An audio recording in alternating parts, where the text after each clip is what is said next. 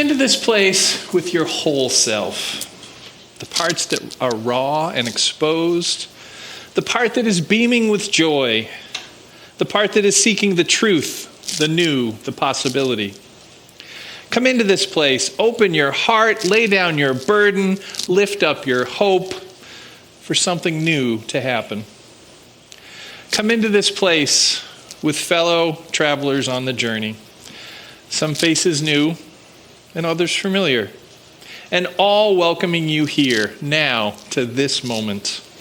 Come, let us worship together. Rainbow hanging over my head. That's a good image. I'm going to carry that one around with me. Thank you. A little echoey, Carl. I'm going to pull it back a little bit. There we go. All right. I got to say, no matter what happens the rest of the day today, I could fall on my face here. The fact that you all danced with me this morning, like, I'm having a good week no matter what happens. All right. You ever go on a retreat? You ever go on like a 2-day or 3-day or weekend-long or week-long retreat? Anybody had that experience? Yep. You know, kind of get away from your life. A really good retreat, I think, what happens at a really good retreat is somehow they masterfully sort of take you on this journey and you're not really focused on what you're doing. And all of a sudden, the facilitators get you in this space where you just have this big aha moment. The thing that you've been sort of blocking in your life is made space for, and all of a sudden you have this aha moment. I had one of these back in October. I went to a men's group retreat, trying to expand my circle and develop community. So I joined this men's group, Mankind Project. Went to this retreat, and at some point, I didn't even notice it. It was like a 5-minute part of the thing. They had us sort of come up with our mission statement, or basically what we're doing in the world. Carl, can you bring up my slide for me? So I'm sitting there at this retreat. And this is what came out of my head that I wrote down on a piece of paper. I create a world filled with joy by creating safe places to play. Now, this is an actual picture of my medicine cabinet, so my mirror. So now you take the little punchy things. Now this is up in front of me. Every time I wake up in the morning, I am reminded. Because this sentence contains 2 very important concepts. The first is what I want. And the second is what I'm going to do to get it. All right? So I want a world filled with joy. Seems a reasonable goal, right? And so to make that happen, I'm committing my life to creating safe places to play. And sure enough, we played this morning. That was awesome. I don't think a broken church that's got relationship challenges or ego issues. Y'all danced, and that tells me that we have a safe space here, and that made me really happy. So, play is how children, I've learn to become healthy adults. For kids, every experience is brand new. Think about it. Every child that comes into the world, everything that you introduce them to, they've never experienced this in their entire life. Being a kid, it can be awesome. Yes, it's terrifying. But being a kid can be awesome. Every time you have the first piece of cake you have, the first piece of pie you have, the first sunset you see, the first rainbow you see, it's all the first time. Can you imagine what that is like to have this brain that isn't fully formed, have all these new things come in that just seem like absolute miracles? It's no wonder they're so excited. And we lose that sometimes, I think. Somewhere along the line, many of us lose that enthusiasm. Not everyone, but some of us do a little bit. I received a note from that congregant that was put out on the Joys and Concerns here. So Sarah, she writes, this is the email I get. I fell and broke my pelvis, but all is okay. Just want to let you know I might be a little inconvenienced for a spell, but I'll see you again soon. This was the most upbeat, joy-filled note I've ever received that included the message, I broke my pelvis, right? But joy is a state of mind. It's a way of being. And I know that Sarah, if you know Sarah just seems to kind of go through the world with a light of joy, doesn't she? A little thing like breaking your pelvis isn't gonna stop that from her. So next week we're going to talk about the central role that joy can and should play and needs to play in fueling and maintaining resistance in social justice movements. I was at the rally in Milwaukee yesterday, and one of the things that the speaker asked was, "Can we dance?" and got people dancing. Dance is a huge part of the revolution. We need to practice. This is why we're doing this. So next week we're going to talk about why joy is so critical in social justice movements. But this week we're just going to start small. We're just going to talk about getting ourselves to joyful states on the regular, just how to do that, right? Because I fear that too many of us have cast aside the idea of joy as being something frivolous, childish perhaps. Certainly not something that is worthy of our full attentions at an important time like, on a Sunday morning at church.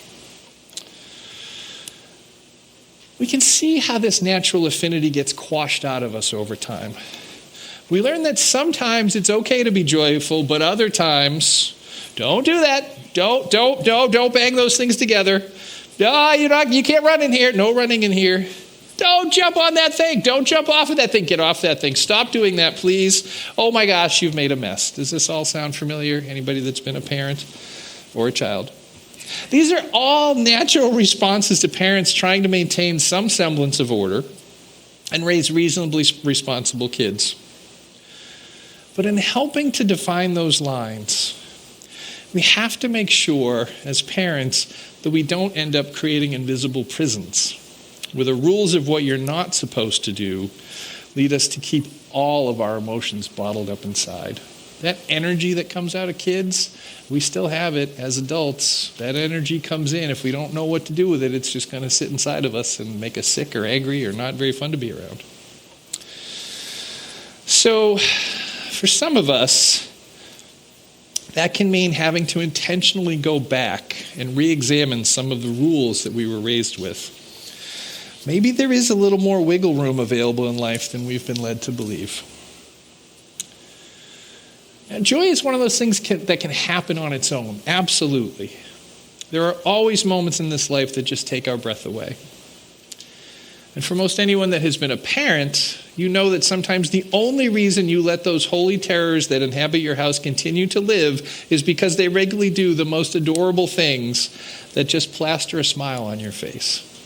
Even when the rest of your body is telling you that there is something that you should be mad about, they just have this little thing that they can make you forget some of those things sometimes. Kids are great at reminding us about joy. Because joy is ultimately a practice. It's a muscle that can be strengthened. Intentionally flexing our joy muscles every once in a while, at least, daily, hourly, even in each moment.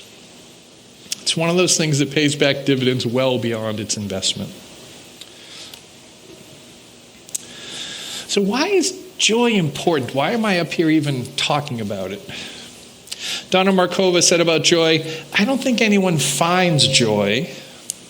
Rather, we cultivate it by searching for the preciousness of small things, the ordinary miracles that strengthen our hearts so that we can keep them open to what is difficult." Read that again. Strengthening our hearts so that we can keep them open to what is difficult. Ain't that a truth worthy chewing on a Sunday morning? So all this sounds good and important, but what do we do? How do we cultivate joy in our lives? I think the most important thing is simple, and I think you can learn this from Eric on Monday nights at Sangha. The most important thing is to remember, and most importantly not forget, that every single thing that you encounter in life, in this life, is a miracle. Like everybody that's sitting here, the normal person, the wacky person, the person that danced, the person that sits on their hands, all miracles. Like if you actually stop and think about what it takes to make a human and what it takes to make a human that can think and a human that can show up in the world and get dressed and show up at a place, miraculous, Everything. Go outside, look at a blade of grass. There's 1,000 colors in a blade of grass.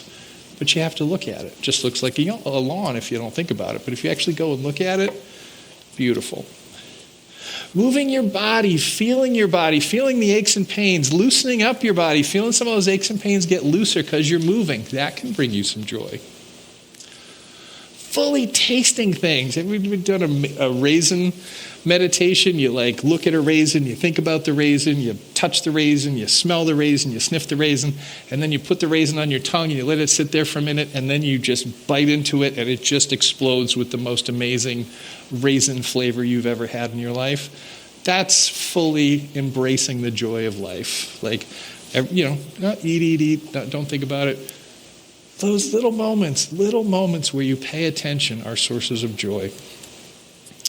Reaching out to people, not just saying, hey, happy birthday on Facebook, but actually send them a note, pick up the phone, call somebody, have a conversation.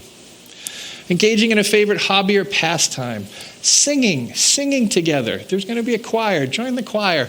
Who cares if you can't sing? Sing. It'll resonate. You'll feel this energy. It'll be great. Come on and sing. I'm sorry if I just put a bad singer in your choir. It's going to be great. We have professionals who can help us balance all that stuff out. All right. Gardening, hiking, all the outdoorsy things that we like to do. Dancing. Playing with kids is a great way to find joy. If you haven't volunteered already, volunteer a Sunday a month and go help the kids. You want to find some joy? They have joy in abundance. Stopping to watch a sunset. So all that sounds great and easy, right? But why don't we live in a state of eternal bliss, right? Because the world, stuff, bad things happening, news. Doom scrolling news is not a path to joy. We kind of have to do it. We have to know what's going on, but it's not a path for joy. Herman Hesse said, the high value put upon every minute of time, the idea of hurry as the most important objective of living, is unquestionably the most dangerous enemy of joy. Think about our society. Everything's scheduled. There can be no slack time. If something's happening, I got to look at my phone. I've got to play the game. I've got to be doing this thing. Not the path to joy. Over-focus on creating the perfect moment.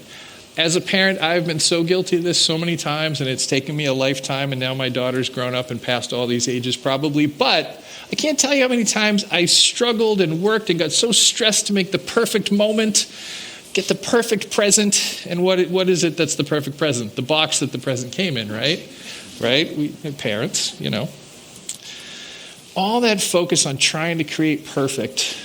I can't tell you how many times I missed the moment because I was so busy trying to get the picture set up right for the sunset, and all of a sudden the sunset's gone and you're looking at the camera, right? Being in the moment, noticing the beauty around us, very important. I think there's shame and anxiety that blocks us from joy. Krista Stryker says, for years I protected myself from failure, not realizing I was also shielding myself from joy. We do ourselves no favors by blocking ourselves from joy. In fact, in its extreme repression of joy is a tactic of authoritarians. We are going to be dancing here. So how do you move past this resistance? Well, you've already showed up at church and you've heard this message, so that's a good first step, so joy to you. How do we bring that forward into the world? I challenge you, dance your way out of here. Just boogie yourself on out of here and out the door. Why not? Who cares? Be ridiculous. Nobody's judging you here. Everybody's loving you. And if you bring more joy out there and the kids see that there's a joyful place here, there'll be more coming back. And then all of a sudden we just get a whole joy movement going on. It'll be great. Notice something about someone at coffee hour and point it out. On your way out to the car after service, intentionally go up to a tree. Look like a crazy person. Get your face really close to a branch and find a bud that is gearing up to burst forth from its summer slumber and look at the miracle of it. Smell it. Take it in. Notice the sun on your face. Feel life. Embody it. On the way home, change the radio from NPR to something with some lively music and tap along the best as you can going home. And when you get home, Thank your front door out loud for keeping you safe. Really get people questioning and like thinking like you're a little bit unbalanced. That is the key to living a joyful life. It doesn't need to be big. Joy is actually found in ordinary moments. And I give you permission to at least try. And I'm going to keep on doing that for as long as I'm here. And do you know why I'm going to keep doing that for as long as I'm here? Because it's my mission in life. I create a world filled with joy by creating safe places to play. And now the rest is up to you. May it be so. Our closing words are titled, "This Joyful Game" by Reverend Scott Taylor. Kick the ball, dance in the rain, get lost on purpose. Fly the kite, smell the flowers, pull out the paints. Let life take you by the hand, friends. Lean back and let the wind mess up your hair, or your bald spot if you're like me. Open to the joy that's been waiting for you. Behold its delight. Don't you know that you've already won the prize? Now go out and share it. Amen.